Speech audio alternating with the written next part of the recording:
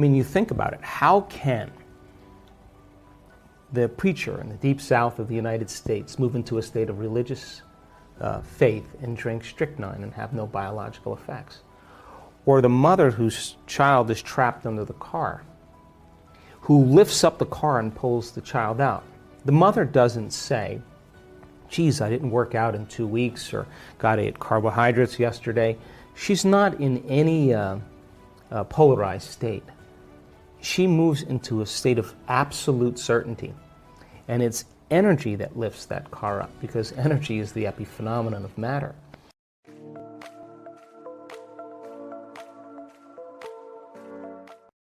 And when she makes that change internally, her body is literally responding to a new mind.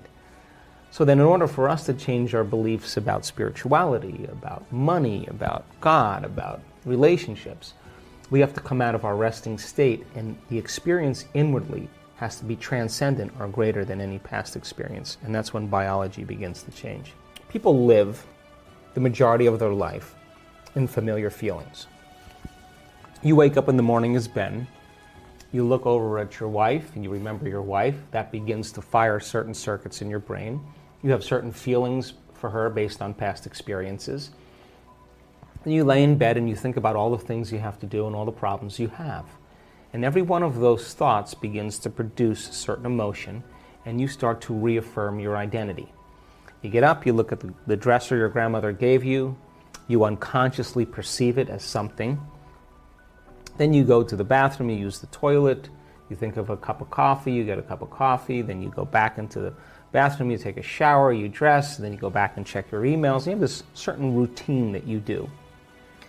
And because those familiar emotions ground us in our identity, then the moment we are feeling the same way every single day, then all of a sudden we begin to live life from particular biology, okay?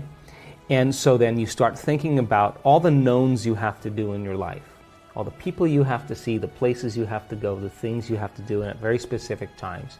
And you anticipate the feeling of every single one of those events. You start to think about how they're going to feel. Oh, I got to see that person, oh, I got to do that thing, I got to go shopping, I got to do this. And the reason that you are having a thought that's producing an emotion means you can predict that future, and you're going to know how it's going to feel. So if you can predict the future event and you know how it's going to feel, then it means nothing new can happen in your life, because a new experience should have a new emotion.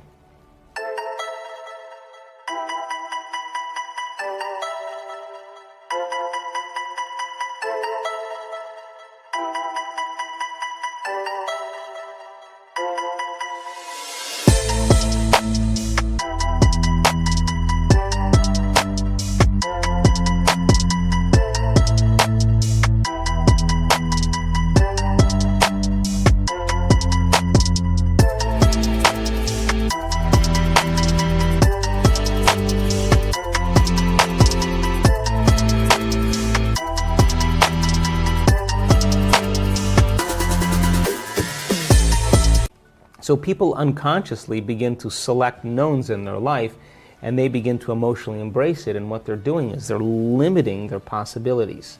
So it limits the amount of room for the unknown or the uncommon to happen in their life, because their body's programmed into a predictable future based on the emotions and memories of the past.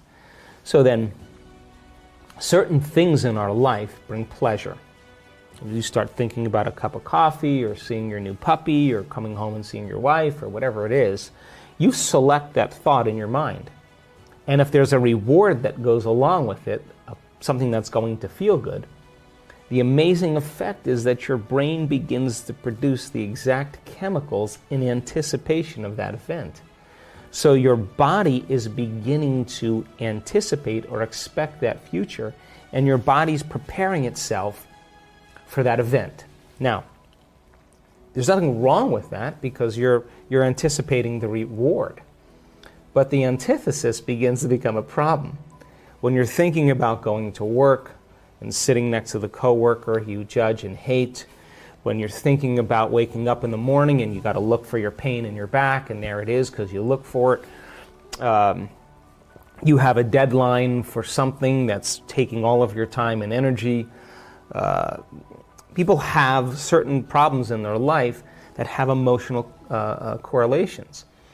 So then as they begin to look at those issues and things in their life based on the knowns, they begin to create the very emotions that keep them enslaved to the past experiences, and reality stays exactly the same. So if feelings and emotions are the end product of past experiences, and you can remember experiences better because you can remember how they feel, and those emotions are familiar, it tells us two things. Number one, nothing new is happening in your life. And number two, if you can't think greater than how you feel, or feelings have become the means of thinking, then you are literally thinking in the past. And your life is going to reflect that. So then getting people to begin to change that from the old self to the new self really requires a tremendous amount of awareness. And that's where my work comes into play. According to the psychological and scientific model, the majority of people in their waking day, in a normal day, spend about 70% of their time living in stress. And living in stress is living in survival. And the actual definition of stress is when your body's knocked out of homeostasis. Stress is when your body's knocked out of balance. The stress response is what your body innately does to return itself back to order. You have three types of stress. You have physical stress, like trauma, injuries, accidents, falls. You have chemical stress, like bacteria, viruses, blood sugar levels, heavy metals in food, hangovers, whatever. And you have emotional stress, like traffic jams, internet connections, second mortgages, single parenting, 401ks, family tragedies. All of those things knock the brain and body out of balance. Now, all organisms in nature can adapt to short-term stress. A pack of coyotes chases a deer in the forest. The deer outruns the coyotes. The stress is over. The deer returns back to homeostasis and it grazes again. The event is over. When the deer perceives a threat in its external environment, it turns on a primitive nervous system called the fight or flight nervous system. And that autonomic nervous system, that sympathetic nervous system, begins to mobilize enormous amounts of energy for some threat in the external environment. Now, deer has all its physiology changed, all the blood is sent to the extremities, heart rate increases, respiratory rate increases, pupils dilate. The 1,300 chemicals that are created in a matter of seconds is to cause the deer to survive in some difficult condition. Now, human beings have the same mechanisms, and when we perceive a threat in our external environment, like a lion, we are going to run or fight or freeze. But if you've had problems with your coworker, or you've had a very difficult experience with your mother-in-law, the moment you perceive your mother-in-law or your coworker, you have a past experience with them, you're going to turn on the same primitive nervous system just like you were being chased by a lion. So what was once highly adaptive now becomes very maladaptive, because when you're mobilizing all of that energy, you are going to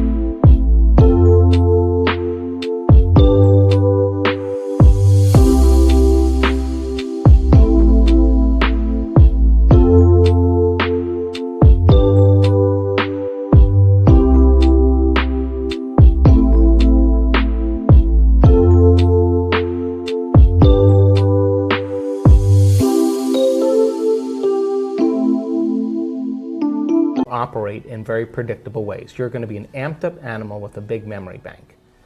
So that your blood flow is going to go to the hindbrain and away from the forebrain, which means you're going to react instead of think. rationalize. But human beings, the privilege of being a human being is that we can make thought more real than anything else. That's the privilege. So then you can begin to forecast some future worst case scenario. And you can attend to that thought to the exclusion of everything else. And you can focus on it to such a degree that you will begin to anticipate the event and produce the same chemicals as if you were in that experience. And you're knocking your brain and body out of balance just by thought alone. You can begin to unfold some past bitter memory that's tattooed in the recesses of your gray matter. And like magic, you can bring it to life. And in that moment, it's real. And you will produce the same chemistry in your brain and body as if that event occurred. And your body, as the unconscious mind, is literally living that experience.